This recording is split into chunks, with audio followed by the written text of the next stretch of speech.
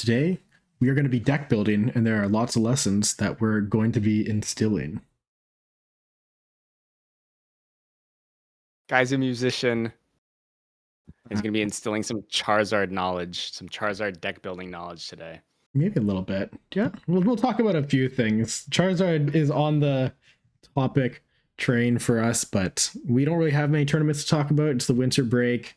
We're going to do a little bit of discussion about deck building, what makes a good deck builder, what makes a good deck building decision. Thought after last week was a pretty old topic. We'll talk about something a little bit more contemporary this week. Something everything can benefit from. I think not everyone is a nerd of the game as much as we are. We love the history, the 2018 formats, the days of Zoroark and Buzzwole and whatnot. But deck building is something that's actually, I feel like it's evolved. I was about to say that deck building's been the same for a long time, but I feel like the way people build decks really changes by format, by the key trainer cards that are in the game, right? Like, I think the one example that comes to mind, we had a format with no Ultra Ball, and I feel like that really changed the way decks were built in that era. And then now we're kind of, there was like the era where everyone was building around Arvin with like Sealstone, and now we're kind of away from that. We're at Lily's determination, kind of defining the way decks are built. It's a good point. We saw that no Ultra Ball format. What that was the Worlds you got top four at that we were looking at reviewing, right? Where you had was it Pokemon communication and like electromagnetic radar and mysterious treasure. Mysterious treasure. Maybe Nest Ball. Maybe Nest No, Ball. no, that was Sword and Shield. No? That was Sword and Shield. So no, we didn't have So Nest Ball. just Pokecom. Was that really it? Pokecom's Wait, no, treasure. Nest Ball wasn't with Sun and Moon Base, so that had definitely rotated actually, because Sun and Moon Base was actually Ultra Ball and Nest Ball. Nest Ball got reprinted in Scarlet Violet. Okay.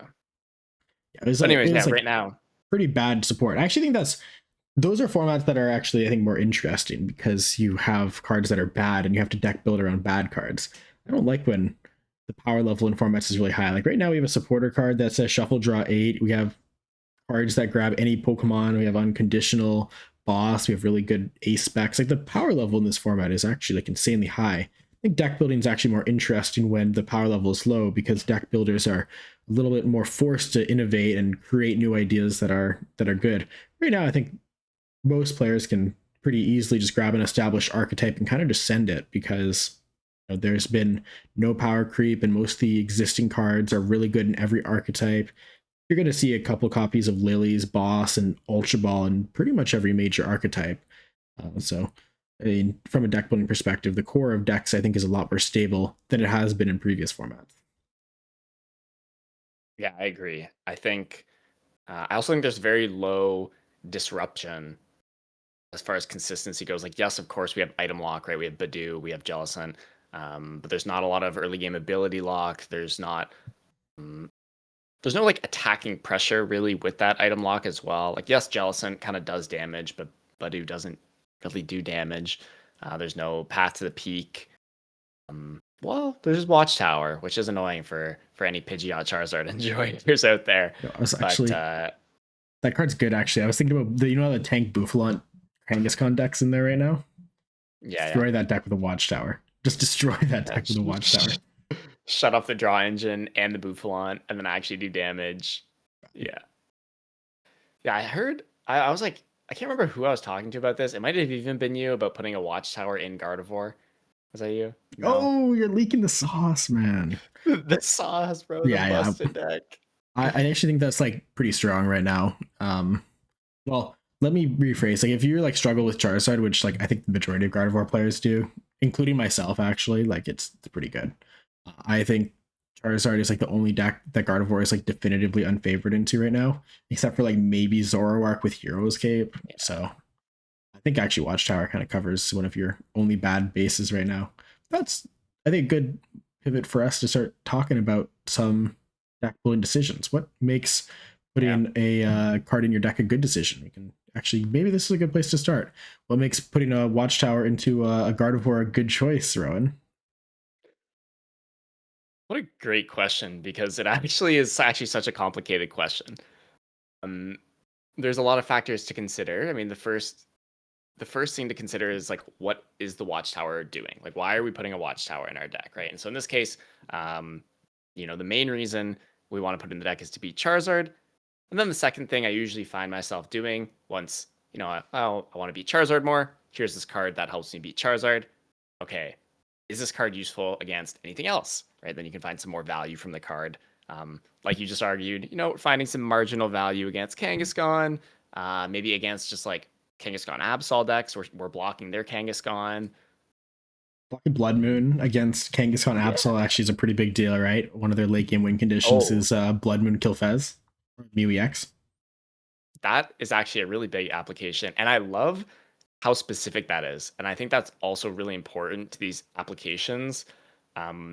You don't want to just be like, oh, I'm going to use Watchtower to shut down Charizard's Pidgeot, or like basically exactly what I was doing. Oh, we're going to shut down Kangaskhan, right? Like that's not really concrete use.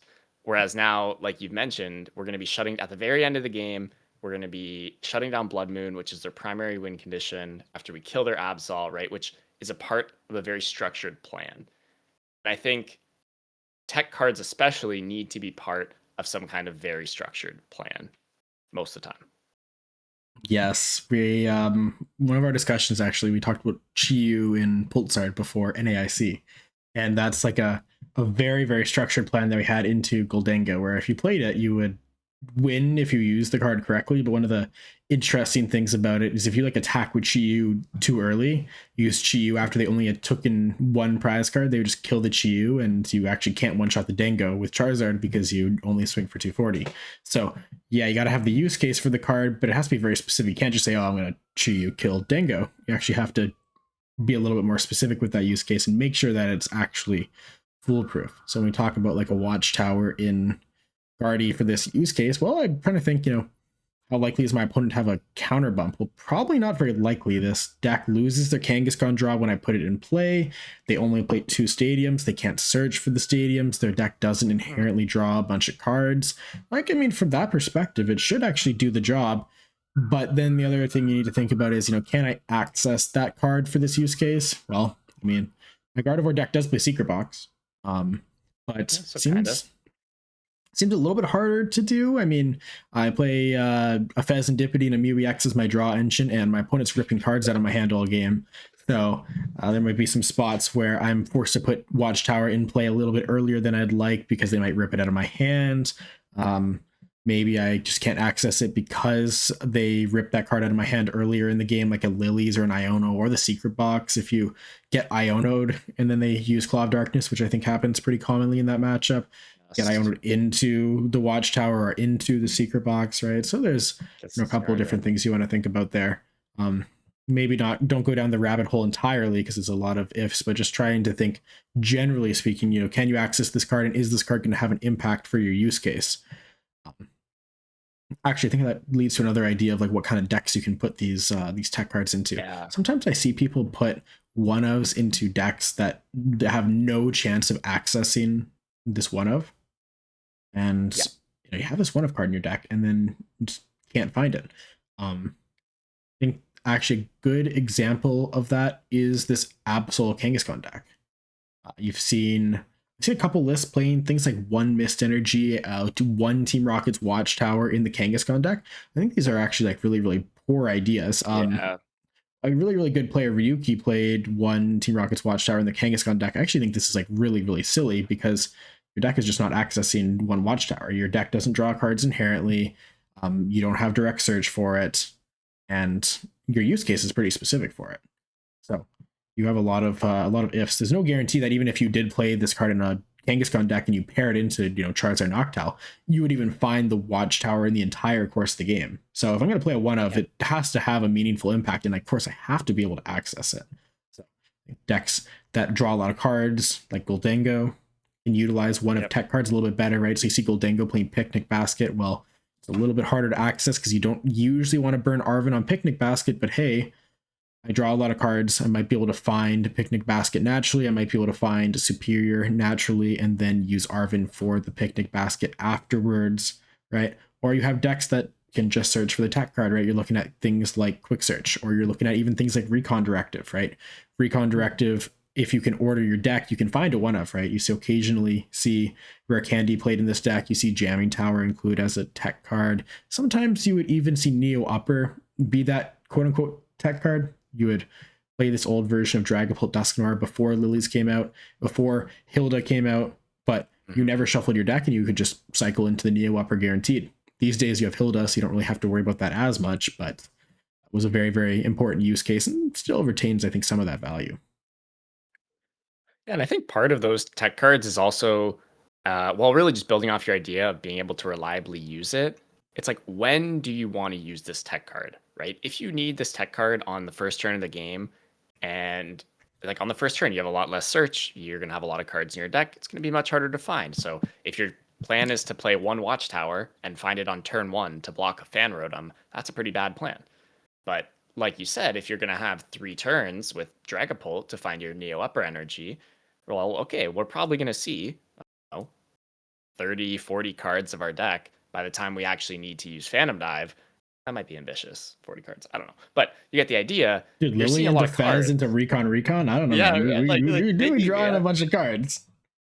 Really, I know you're like, you're also like, you also have to think about Poffin taking 2 cards out of your deck and then Ultra Ball discarding 3 cards from your deck. I think Ultra Ball goes neglected a lot as a card that is really boosting your consistency by discarding cards. Dude, you're like the number one Ultra Ball Glazer, dude. Every single time I hear you talk about this card. Dude, the card is insane. It's actually insane. I don't know why Absol doesn't play Ultra Ball. I was going to say Absol plays none. Like, why? Like, just cut the nest balls. Play Ultra Balls. I guarantee I always have so much trash in my hand when I'm playing Absol. I got like my second Kangaskhan, my second Absol in hand. I got like a bunch of Arvins. Like, what are these cards doing? Like, let's Ultra Ball them away. I don't know. I play against Absol in the simulator sometimes where it's open-handed, and they like play against the Cornerstone route occasionally where they literally cannot do anything, and like their average Lily is like draw into Yveltal, Monkey, Absol, Kangaskhan. It's just complete junk every single time. It's so funny. Yeah, it's a box deck. You have all these options, and then you have no way to discard them. So they all just stay in there. I don't know. Your precious trolley, man. You just draw it all anyway. Trolley getting out 5 is pretty good. It's pretty good. Yeah, that's reliable consistency for getting a card on turn 1. That's for sure.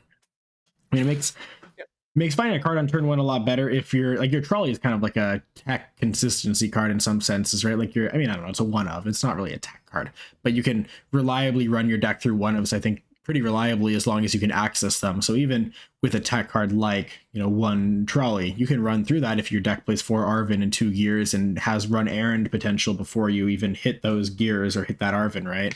Like your outs are actually, considerably high to a trolley, to the point where you can deck build entirely around a trolley. But if you don't have Arvin in format, if you're not playing gears, if you don't run errand to give yourself additional percentage points, you can't really run through trolley. Oh. So it's a big difference between how many cards you see there. It's like the same property, right? You got to be able to reliably find it.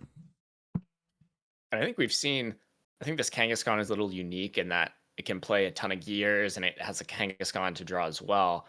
But historically, people have played Goldango with trolley, and even 4 Arvins is not enough to find a trolley on turn 1 reliably. I don't know what the percent is. It's probably like 60% if you play 4 Arvins and a trolley. It might be lower than that to find trolley on turn 1. I don't know. Yeah, I mean that deck has Lunar Cycle as well, but the part of the problem is that you cut the search cards for the trolley, so you can't really access Lunar Cycle pre-trolley reliably anyways. Yeah, it's kind of hard when this kind of deck, you can, I think, pretty reliably get away with not finding Pokemon on turn 1. A deck like Dango, you kind of need Pokemon on turn 1, so playing additional support cards, Nest Balls, Poffins, Fighting Gongs is still pretty much mandatory. And now if you end up going first, you also have to consider like how much of a downside is going first and not being able to run through trolley. Well, for a deck like Dango, where you can't really afford to delay getting Pokemon on the board, it's like really, really bad if you get Itchy Paw out of your trolley. But at least with this deck, it's not so bad. Like, you have big bodies on the board, you have Kangaskhan for onboard draw, you have a plethora of draw supporters in the deck. You can survive a little bit longer without having access to trolley. So it's a pretty big structural difference there as well. Yeah, especially when you go first, because you can like I don't know, your turn one is less important. You don't need to have your Pokemon down on turn one to evolve on turn two. But I think, especially Trolley segues into another idea um, of opportunity cost, right? Like when you're playing Trolley, you're not playing another ace spec, or when you're playing a tech card, usually a tech card. Well, a tech card always comes at the expense of a different tech card or some consistency. And so that's another thing you have to factor in is like, okay, I mean, going back to our Watchtower example, like, cool, this Watchtower might be really good versus a Charizard and really good versus Absol, or I don't know about really good, but it's good versus those decks. It's really good But trust. it's really good. It's really okay, but it comes at the cost of an Artisan, or it comes at the cost of the Mystic Mystery Garden. Mystery Garden. Yeah, Mystery Garden. It comes at the cost of the Mystery Garden, right? And those stadium cards provide a lot of consistency to a deck that is notoriously inconsistent. Like you said, the draw engine is Fez and Mew. So I think that's a big thing to consider as well with these tech cards. Yeah, it's a fantastic point.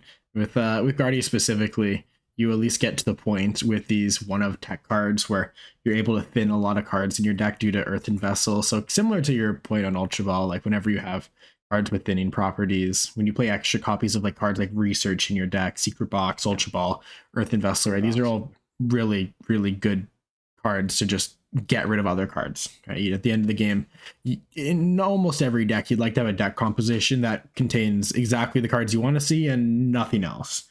So when you make those decisions, you want to think about how reliably your deck does that and how reliably it does it in the use case for the card as well.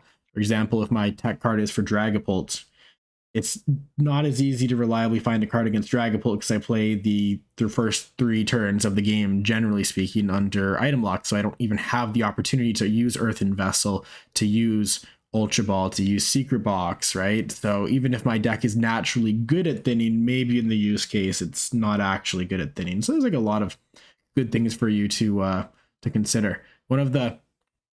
I want to go break into a good example. One of my most hated cards in Charizard with Dusknoir specifically, is Psyduck. So you occasionally see. Also, it's kind of weird to search up Psyduck. You have to like search it up like this to get it to pop up. You'll occasionally see a Charizard list. Let's see if I can find one. I like know roughly what's in most of these Charizard lists, but you'll occasionally see one of these lists that plays Psyduck, but also plays Dusknoir. Let's see, does this one do it? No.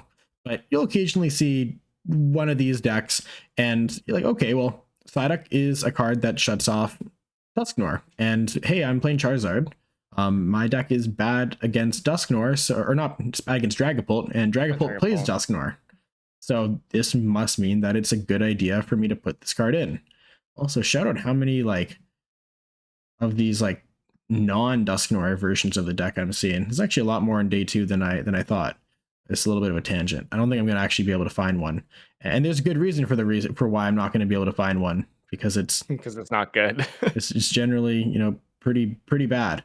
But the root cause, we can imagine, right? Yeah, I think I'm on a goose chase. I know it's in here somewhere, but the main point here is that the issue that you have in this Dragapult matchup is not the Dusknoirs. It is something that can make you lose the game, but the point that actually makes you lose the game is getting itchy pollen and not being able to set up, which Psyduck does not help you.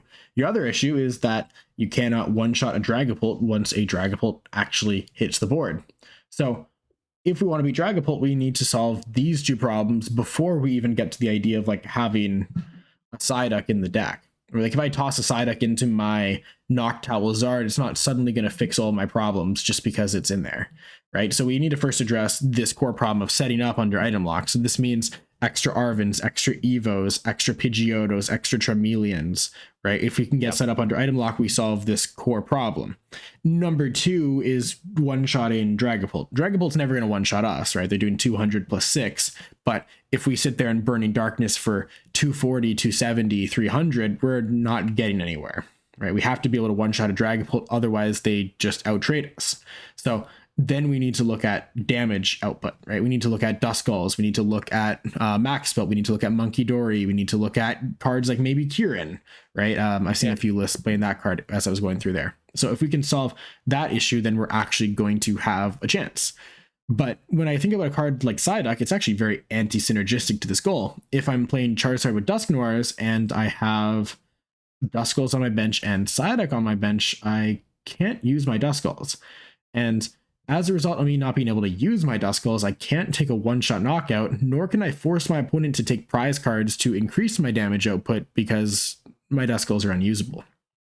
I'd rather either have a way of getting to 320 on a Dragapult that does not include Dusknoirs at all, so something like Monkey Dory plus Max Belt, or I'd rather use the Duskulls as an incentivizing factor for my opponent to take prize cards, because then at the very least, they're forced to take prize cards and then get one shot by Max Belt, or they don't take prize cards and then I evolve and then I use the Dusknoirs and they still get one shot, right? Psyduck is not helping with any of these core issues. So again, kind of going back on this idea of like a core use case. All right, I'm done looking at lists with this Charizard in mind. I think if I looked at Milwaukee, I'm sure I would find some. There's one last goose chase here in Milwaukee. Let's find a Charizard list. It's still a goose chase. I don't know. I swear there's like at least a couple. I think there we go. Yes. Oh, there you go. You found one. I found one. Okay, this. I'm sorry, Andrew Martin. I'm kind of putting you on blast here. Oh, he's getting put on blast. I wonder if he watches the pod. If he does, leave a comment on the YouTube channel. But something else I don't like about Psyduck, and it might seem insignificant, but I think it is actually very relevant, is that it's an unthinnable card. You know, a tech like TM Devo, I love, because every time it's terrible, it comes out of my deck almost immediately on turn one. You know, the way the Guardian list I play is built, there's 3 Arvins, and we're playing Secret Box. We're Arvining for Secret Box on turn 1. We're discarding Devo when it's not good. Whereas Psyduck sits in your deck, you can't really play it. You know, in the matchups where it's not good, you definitely don't want to be putting down like a 70 HP basic. That's a liability against, especially, you know, Dragapult, Monkey Dory decks. So yeah, I love when tech cards are burnable. Yes, actually, we brought up a really, really good point about basic Pokemon as tech cards in general, because basic Pokemon as tech cards hold the downside of opening them, which is actually like the worst thing. So Psyduck, really, really good example, right? If you open Psyduck, then you can't use your Dusknoirs as a Charizard player. If you choose to play a card like Klefki in your deck, and you also play cards like Squawkabilly or Fanrotom in your deck, Charizard Noctowl, if you open Klefki, then you can't Van Call, right? These are actually pretty significant problems. Of course, the more basics you play in your deck, the less of an issue this is, because you're just less likely to open the certain tech card, right? So a deck like Charizard Noctowl at least plays, 15, 16 basics, something like that. So its raw odds of opening Klefki can't be greater than 1 in 15. It'll be less than 1 in 15. So that's a pretty insignificant amount of games, but is definitely important when you look at decks with smaller amounts of basics.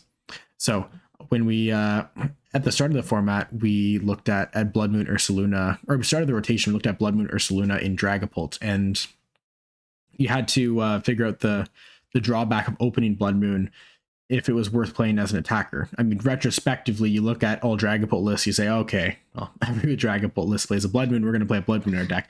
But it wasn't the easiest discussion when we were just looking at a fresh rotation and trying to figure out if Blood Moon's actually worth playing. And then on top of that, if we do open it, we might have to play a way to move Blood Moon as well, right? We might have to play a Penny, a Turo, a Switch in our deck, right? Cards that, as a Dragapult player, we don't really care that much for outside of use for the Blood Moon. So this tech card might also come at the expense of having to include additional cards in your deck for the function to actually work.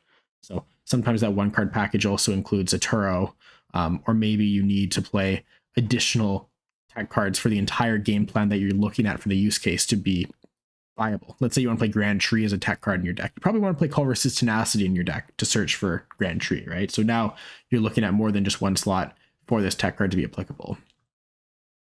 I think that's when you get into just building a completely different deck. When you find these tech cards that solve matchups but don't work with your deck, you don't have the infrastructure to search for them reliably in the current way your deck is built, to me, like I just think of Henry Chow and how his Guardy decks are constantly changing, and you'll see that like his his draw engine of his Gardevoir deck usually reflects the way he's playing it, right? Like we've seen him play like the Quad Monkey Dory build, at which point he was playing TM Energize and he had less vessels. I think that was, uh, yeah, this one for Worlds, right? So you'll see, oh, he actually is Yeah, also for the playing the NASC. 3 vessels.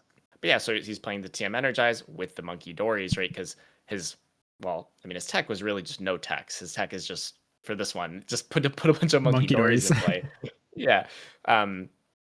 But then he gets into playing, the Drifloon and like heavy charm build, which was Monterey, maybe? Yeah, as a Monterey. Right. And so you'll see that he's playing 4 Earthen Vessels and 8 Psychics because there's actually no Drifloon. It's just Screamtail Charm.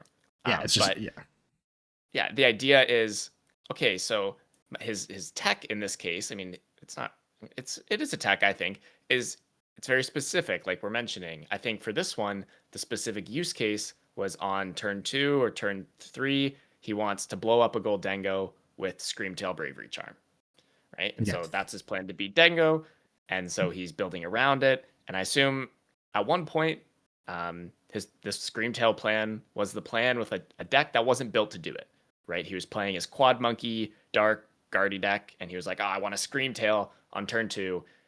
Right? So the deck needs to change. And so he gets to this, and then he gets to the next iteration.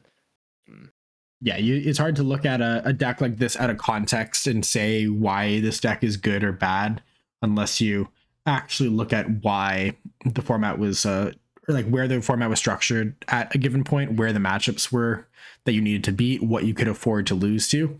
Because you play a deck like this, the way that this is structured now, and it's only a couple months old, one set or 1.5 sets, I guess. Phantasmal Flames is kind of like a mini set, almost like 90 cards.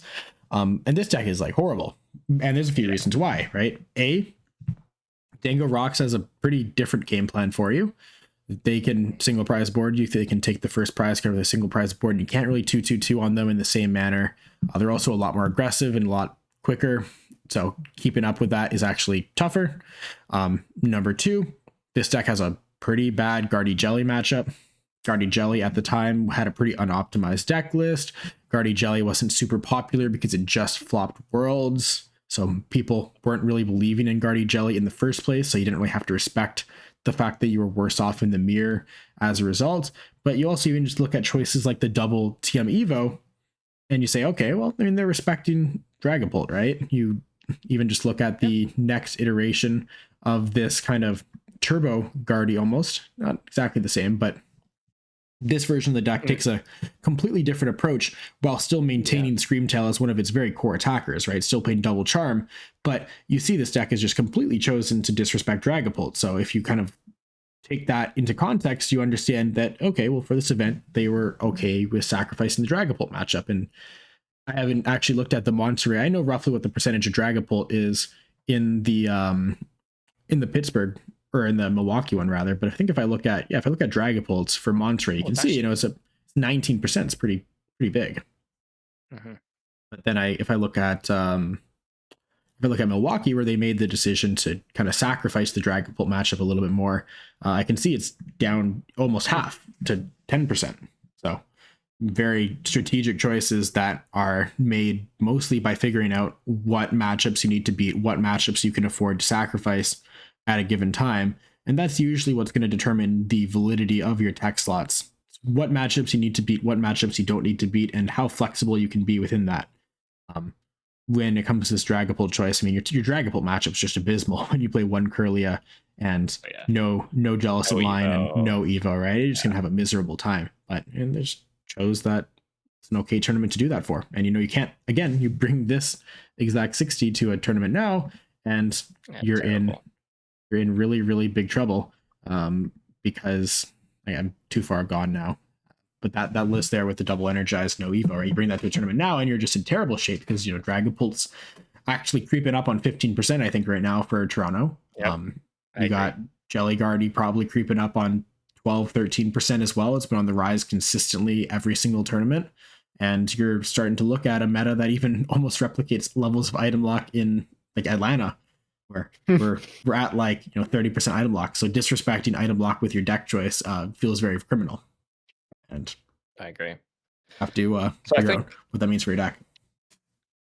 yeah, and I think that the natural segue from this, and especially for our viewers, is how do you modify these decks, right? Like we're talking about how Henry Chow is modifying his Guardy deck. Like, how do you go on to Limitless, which I assume you've done, I do, and take someone else's deck and decide to change it, maybe, or maybe not.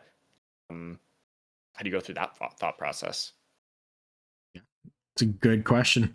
I mean, the first thing you want to do is understand why cards are in the deck in the first place. If you don't understand that, you have no chance. So if I'm Yeah. if I'm a Pokemon player that kind of is just picking up the game, and I look Yeah, at let's say, I okay, look yeah, you're at gonna a do your bonds Charizard list. or No, I was gonna look at a bonds list and say like what is this card doing in here, right? Like, why is there yeah. an Amorous in this Gardevoir deck? You're probably not going to be able to use it properly, right? So you kind of just have to understand the use cases for all of your cards.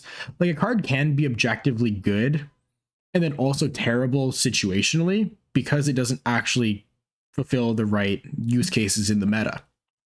If I walk into a meta that is 0% item lock as a Charizard player, it probably makes good sense for me to play no evos and just go all in and play Noctiles and four candies and kind of like burn the house down on turn 2 because I can afford to be very aggressive and not worry about item lock. But then on the other side, if I walk into a room that's 100% Dragapult, like I know that that's not going to be acceptable, right? So I need to figure out like what the use case actually is for all of the cards when I'm looking at any sort of list. And if I don't know, I mean, either take it out of your deck because you just aren't going to be using it properly, or you figure out what the actual use case for the card is. So I think that's kind of the number one thing. Try to figure out how, as a cohesive unit, this deck works and what matchups it's looking to beat with both the archetype as well as its tech inclusions. Yeah. Yeah, no, I think that's a good assessment. I think something that could actually be fun to do right now is to go look at a random, like let's say we want to play Goldango for Toronto. Like you're a player who wants to play Goldango. Because I think both of us we kind of know Goldango, but not really. Let's look at like a Goldango list and let's just try to come to a consensus on like what we would play and why. And I think that thought process might be helpful. Let's So I just like, start with like a random list. I was gonna say, you want to look at a good one or a bad one, like a top placing or a low placing. I don't know. You call it. I don't know. All right, I'll pick something random because I'm pretty familiar with some of these like lists at the top here, but I don't know like. Let's look at. It could be good to look at Owen Cameron's because I think that one's unique and that could be interesting to talk about because it has like the low punny in it, right? Yeah, there's like a decent amount of text going on here, right? So I'm at least semi familiar with most of these Goldango lists, but the one thing that stands out to me in this list is I don't see Vitality Band or Premium Power Pro. Yep. And I also don't see Lana's Aid. So they've taken the use case of Solrock Vitality Band. There's a very specific use case against Frillish. They cut that. They've taken out the Vitality Band plus Premium Power Pro to knock out opposing Solrocks and Chiyus, etc. They've taken that out. Compensated for it with the Cramorant. Pop's Cramorant, I think, is very good in the mirror match instead. And then I'm also seeing this Lopunny as like their wall answer. That's what I'm seeing so far. What do you think? Yeah, I think that's about right. So the kind of my question is, so we're looking at these tech cards, the Lopunny, the Cramorant. We have 3 cards, and we're answering walls. We're answering, I guess, mirror, and I guess Jellicent, right? So instead of like the cards are kind of fulfilling the same role. And so the way that I would kind of go through this thought process is like, okay, are we doing a better job in these scenarios? Are we doing a worse job? I think we're doing a worse job in Goldango Mirror. With the Cramorant? Premium Power Pro. I don't know. How good is the Cramorant? Right. I think that like, and that's something like I actually don't know. That's you something have to test it, right? Yeah. To figure it out, right? Yeah. Do you think yeah? I don't know. I played a little bit of Dango. I played a little bit of Dango Mirror actually, which is where this card I think is really, really solid, and I think it comes up occasionally. Like if everything goes right for both players it probably comes up. But if someone like stumbles and just falls behind, then and one person gets blown out before a player reaches 4 prize cards, doesn't matter. So I think it's like more so if players are staying on pace. But one thing that I do notice about like that as the inclusion is like you're never going to be able to like if your opponent opens Soul Rock or Lunatone and just presents a board of Soul Rock Lunatone, you can never take a prize card on that board unless they bench a gimme goal. So that at least has, you know, some downside to it. So if your opponent like takes the first prize card, you swing back for 70, and then they manage to even get the second prize on killing a gimme ghoul, they can even like choose to evolve at that point, I think, if they get the second prize on you and just they don't have to worry about the Cramorant at all. So you'd have to get to the point where it works, right? And I think if your opponent doesn't know you don't play these cards, you don't play Premium Power Pro, you don't know Vitality Band, it's okay. But when they know these things, then they can start making some assumptions about how they set up their board, how vulnerable they can leave their Soul Rock to a one-shot from the Vitality Band Premium Power Pro, right? So that's a little bit of it. When you're at the start of the tournament, your tech cards are a lot more effective, or your lack of tech cards even, because your opponent has no idea. But usually by the time you hit round 14, there's like 5 discords with your exact 60 that they pulled out of like who knows where. Yes. Like I don't even know where these guys get these lists, but like sometimes like there is. Do you wanna talk about the NAIC story where you played Guardy without Manaphy? Oh my gosh. Yeah. I showed up to like round 5 or 6. My record is like terrible. I think I'm right? like, okay, so 3 and 3. maybe it wasn't that bad. I think I was 3-3, man. Yeah, I think it was bad. I think like so I was 3-3. I show up. I'm playing against Reagan Retzloff. He's playing Chan Pao. I'm playing Gardevoir, and he somehow knew I didn't have a Manaphy in my deck. And I literally don't know how. Did I explain to you? Like, did he ever tell me? I don't remember if he ever told me how he knew that. Or no, I think he someone told John, and then John told Reagan. It was like one of your opponents like talked to John like a round later and said, "Oh, this guy doesn't have Manaphy." But the thing is, I'm pretty sure the guy that you were playing against that in that other round had like no reason to know you didn't play Manaphy. Like he wasn't even playing like a bench sniping deck. He just like somehow knew. I guess I don't know. Maybe you told him or something. No, it was probably I think I played against a Lugia player who was playing Wellspring Ogerpon, and he bopped me with that like a lot of times, and maybe that's what it was. But it gets around, and so as the tournament goes on, I think Turo is another good example of that. When people know you don't have Turo in your deck, you're vulnerable to these retreat locking strategies, the Evil Tall in our current format. Especially in Guardy. That's another thing. Yeah, especially in Guardy. Yeah. So I think that also kind of segues into like, I think at league challenges, well, it can go both ways. Like league challenges are shorter, so there's less like time for kind of people to talk. There's like quick turnaround between rounds. There's also less people. So if you're playing a 4-person or 8-person challenge and you have like a rival there who's maybe the best player at the challenge, they're probably going to be watching your game and they're going to know if you have a Turo or not. So you want to think of how the tournament dynamics might make tech cards better or worse. We'll get back to this Dengo in a second, but the last point that I wanted to say, like I've showed up with Snorlax to a few locals when I was playing Snorlax like start of last season, and I would like go through after my game was finished and see who was like still playing, and I would like watch them do a deck search and see if they have like whatever tech card that deck might play, whatever it's like a Turo or like Spiritomb or even like Lost Vacuum. That's like super true, and it's like I don't know, I guess it's just like part of the game, but it's obviously like unfortunate that some people end up with that information, but all you can really do about it is deal with it. It's kind of funny though, especially the locals. I think at locals people are more likely to know what you're playing and oftentimes know what tech cards you have or don't have, because like the room is just everyone's talking to everyone. Yeah, at least in like these like long league cups, maybe not your 4-person challenge, but I think the challenges are good for the no techs, and then the cups are better for tech cards, especially because also tech cards tend to lend themselves better to best of 3, where you have reduced variance. Like in best of 1, like if I were to go play in like a Champions League, for example, I think my deck would be really, really bare bones, just consistency. You want to make sure you're playing every round. Whereas at the League Cups, you get hopefully you get to play Top Cut. and then you get to play some best of 3, and then your tech cards see higher returns because you can dead draw one of the games and still win the other 2. Yeah, you get me off on so many tangents here, because another thing that makes me think of is the idea of like a tech card that is the surprise tech cards, like, oh, I got you kind of tech cards, like the versus like the fundamentally solid tech cards. So I've had this conversation a little bit with Charizard, and sometimes people are talking to me, and I'm trying to like I've had a tough time evaluating the Moltres from Phantasmal Flames as a tech card for Dango, but it's kind of like a I got you kind of tech card, because what it does do is it allows you to attack with a Pokemon that one-shots a Dango, even if your only Charmander gets killed by a Dango. So sometimes your Dango opponent like kind of recognizes your only Charmanders on board, and they're like, oh, I can evolve. And they like evolve into Dangos, and they kill your Charmander. And then you just drop the Moltres with the damage modifier, and it's like the perfect, oh, I got you there kind of moment. But if they know, they just then they don't Soul kill, Rock. They just attack your Soul Rock, and then yeah.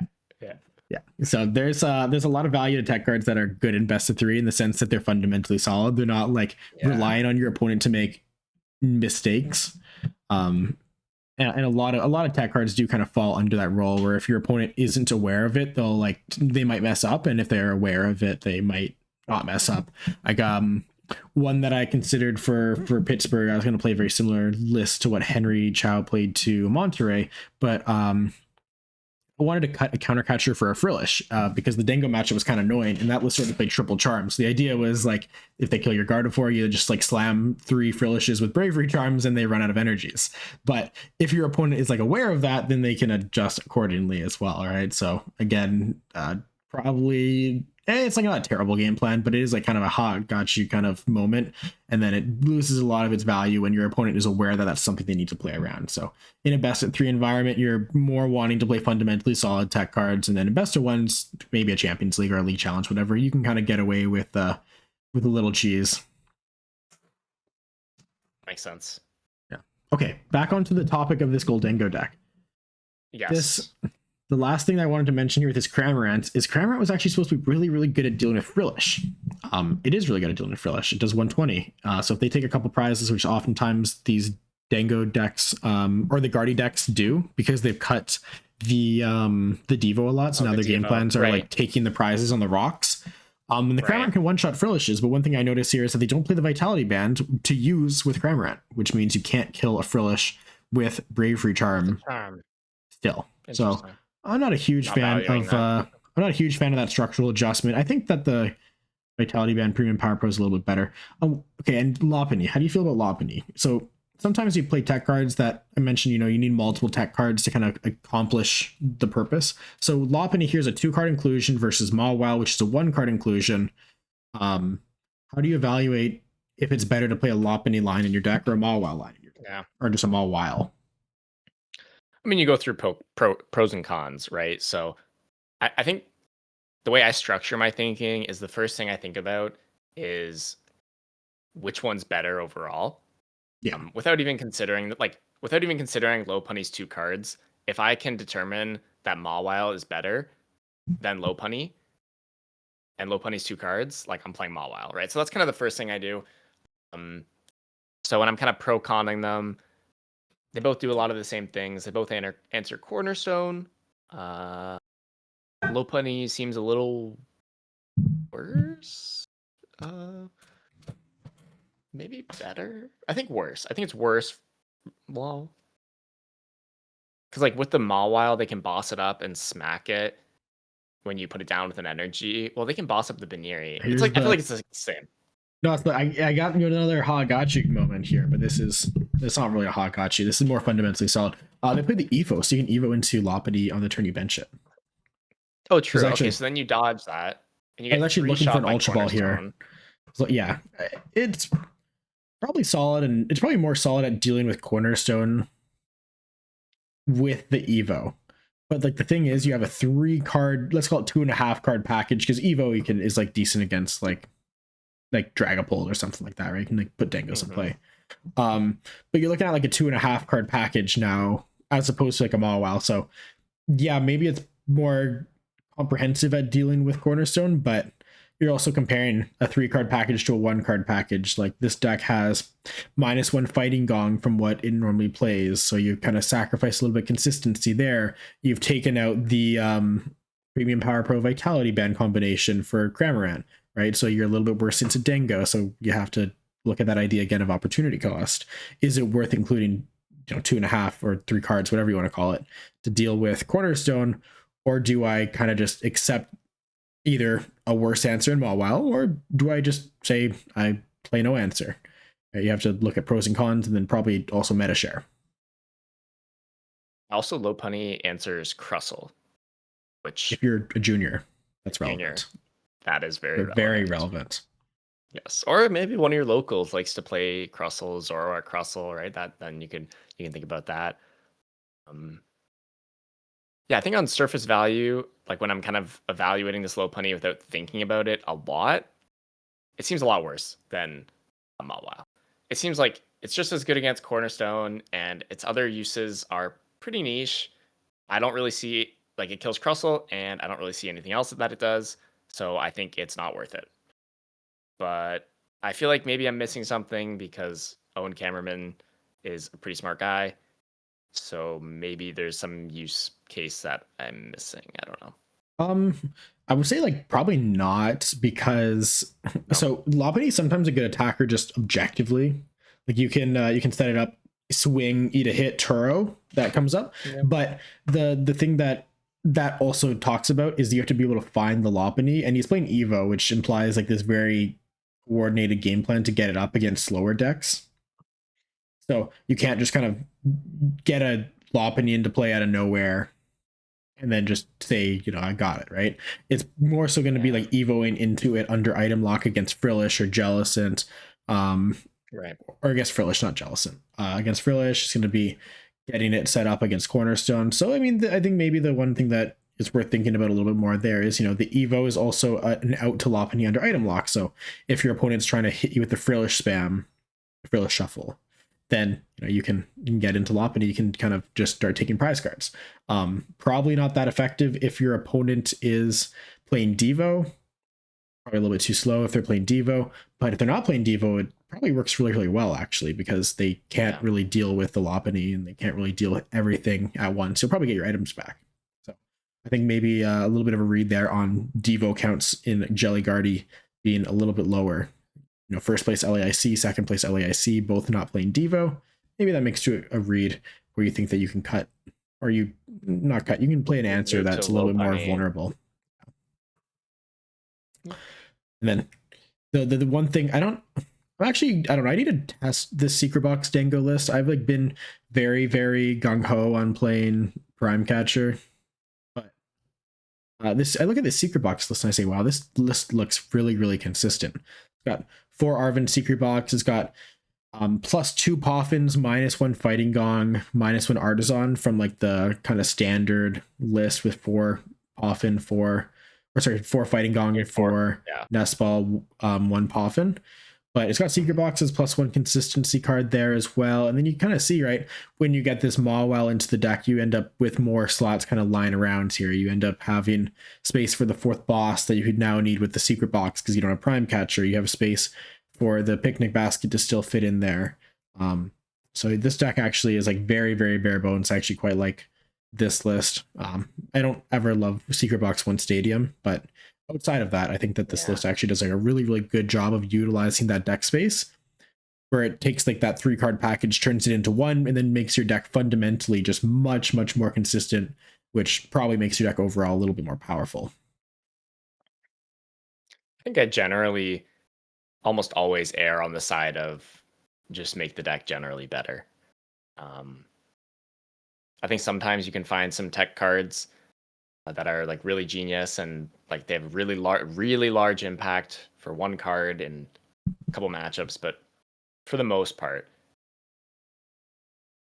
tech cards. I was mentioning this a little bit before, but one of my biggest life dilemmas has been trying to beat Dingo consistently with Charizard. So I've covered a lot of different bases here, but I think it's important to think about the meta share of which you're covering with these tech cards as well. Like we talk about like kind of versatility, but sometimes the deck is concentrated enough that it's okay to tech for exactly one matchup and have it be pretty dead in other matchups when you're looking at concentrated formats, right? So if I look at Phantasmal Flames, this is day 2, I see 26.5% Dingo. Pretty considerable amount of meta share for one deck. So if your tech card affects more than a fourth of decks in a 14-round tournament, you expect to play around 3.5 ish of that matchup. That's not a non-significant amount. So playing a tech card for a Dengo, whatever it ends up being, maybe it's your Moltres or whatever, right? If you think it has a measurable impact and it affects 1 in 4 deck or 1 in 4 games, because Dengo is 1 in 4 decks, then you can actually make up for just teching for one matchup. I think rather than looking at how many decks you can impact, I think it's more so just looking at meta share that you can impact. Yeah, you're so right. if you, so like of course, like I played Shaman a lot in Charizard, and with that the card's very very versatile. I deal with Grimmsnarl, I deal with Terrabox, I deal with Raging Bolt, I deal with Flareon, and of course I deal with Guardy. But excluding Guardy, Shaman actually affects a very small percentage of the meta because Raging Bolt, it says there's 1.2%. It says Flareon's 1.6. It says Grim is 2.8. And then Guardy, of course, at 16.6. But it's actually only about 20% of the meta in total. Like I actually would get more value out of a tech card for just Goldango than a tech card for all of those matchups, assuming that the impact is equal-ish between matchups. No, that's good insight because it is about meta share, not necessarily how many matchups it's good into. That's kind of like Enzorark's a good example of not even like a tech, but like a deck that centralizes around beating a couple decks. So if those decks at a given time are like really, really good, then you can play a deck that folds a couple matchups. So right now Zoroark's kind of mid because it has a bad Dango matchup that's not super fixable that represents a huge meta share. But there's been a few formats where Dragapult's been 30% and Gardevoir's been 20%, and suddenly those matchups are pretty good for you, and you can lose to a few other random 5% decks because you beat the important stuff, you beat the stuff that converts well, you beat the stuff that's actually good in the format. So even in this format, if you kind of made the assumption that you could beat everything else in the format, you could still maybe justify playing Enzorark. But I think as a deck, sacrificing like 26% to Dengo is pretty rough. I agree. Maybe once the new Zekrom card comes out, that'll let you kill Dengo. I think did it do 280? It's 250. It's 250. That was like very intentional for sure. That is not 260. That's kind of it's good game design. I mean, you can break that barrier with a bunch of things, but it's just kind of annoying. You'll have to like generate poison damage and send over 1 or get a damage modifier or something like that. So it's good game design, but definitely very annoying from the Dengo side. Or from the Zoroark side, rather. From the Zoroark side, yeah. Zoroark side, yeah. That's some pretty good discussion. I think. Yeah, I think that's good. No, I don't think I have anything else to say about deck building. I think we covered it pretty well. Yeah. I mean, I guess a good note to leave is deck building is not mandatory in today's day and age. When you played pre-Limitless era, you had to build your own decks because you didn't even have online tournament results or in-person tournament results. You had like maybe 1 or 2 people that posted their deck lists on like a forum like PokeGym or something like that. So you had to build your decks back then. It was a really important skill. Now deck building can become a little bit of like a black hole in terms of your time. So if you're a person who doesn't have that much time to spend on Pokemon, a lot of times rather than spending that deck building, you're usually just better off getting better at the deck you're actually playing. Like the established archetypes are really, really good for a reason, and you don't necessarily have to break the mold on an archetype to have success. So that should be this is a good example, right? This Dragapult list from everyone, I guess, at this point. You don't have to break the mold to do good. So if deck building is a really fun thing to do, and especially if you have passion for deck building, absolutely do it. But if you're someone on a time constraint, there are a lot of good places you can spend your time getting better at Pokemon. Deck building is just one aspect that you can think of. So keep that in mind. Don't get yourself caught in a black hole of trying to solve a bajillion matchups with your special secret deck unless you actually think that it's genuinely very, very strong at a core level and does things really, really well, because there are lots of really good established archetypes. Yeah, and I mean another example, I just took Henry Chow's Artivore deck and played it to Milwaukee, and I made top 4 there. So nothing wrong with just stealing someone else's deck. Yes, come on, man, you put a Lilius in it.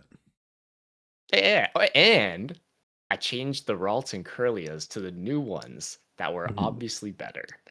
Nice. I don't know, man, dude. I heard some people saying that 3 for 60 on the, or 3 for 60 plus 20 is really good on the Curlia. I like unironically had some people playing that I saw play 90 HP Curlias. What? Nah, that's criminal. Yeah. That's criminal. That's me. No, that's me when I got to figure out which Charmeleon split I'm gonna play. Oh my Deck gosh, building bro. Innovation. Put the 110 HP Charmeleons in the bag. Dude. Lock it in. No, dude, the 100 HP one's good against corner. Dude, it's good against Cornerstone. Dude, no, you're literally lying. It's no, you're lying. It's just because there's an alt art. What Charmanders are you playing? Are you playing all of the ones with the alt arts, or are you playing an 80 HP Charmander? Dude, the 80 HP Charmander is trash. You can't pop it for it. I'm not playing the 80 HP Charmander unless I play 4 Dawns in my deck. That is criminal. Like the amount of what if there was an alt art for it? Then would you play it? Probably not, actually. I played a few games with that Charmander, just the finish list from Stuttgart, and I would pair into an aggressive deck, and I'd Poffin and I prize one of my 70 HP Charmanders. I Poffin for one Charmander, and it's just dead immediately. Yeah, no, it's really, really bad. If you play Dawns in your deck and 4 Nest Balls, sure, but it's absolutely not worth the trade-off of prizing a Charmander and getting destroyed by an aggro deck. But the Charmeleon, though, I use this attack so much. I would, it's better than Max Bolt, but I would go Max Bolt Charmeleon for 140 into Cornerstone, and Dusknoir gets you to 270. It's actually really solid. And then it's actually really good against Crustle because it does 90. True. So you just swing for 180 with Charmeleon. But don't sleep on the 100 HP Charmeleon. It's prettier and it has a slightly better attack. Well, there you go. Actually, one of its attacks are worse. One's better. These are the kinds of choices that are going to lead you to a regional victory. That and how much HP your Pidgeotto has, and the free retreat on your Pidgeotto. No. These are the decisions that lead to wasting time. I swear. Yeah. Yeah. It's actually probably the correct choice. Okay, we'll call it there. That's a good note for us to leave it on. So next week we'll be taking the week off with Christmas. So everyone enjoy the holidays. We'll be back in the. I want to say the next episode is going to be in the new year. So yeah, hope everyone enjoys the holidays. Happy New Year. Peace.